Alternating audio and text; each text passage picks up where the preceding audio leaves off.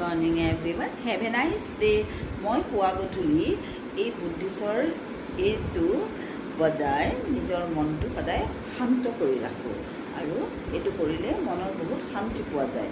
আপুনি নিজৰ মনত যিজন ভগৱানক আপুনি ভাবে সেই ভগৱানৰ নাম জপ কৰি এইটো বজাবলৈ চেষ্টা কৰক আৰু মনৰ শান্তি অটুট ৰাখক।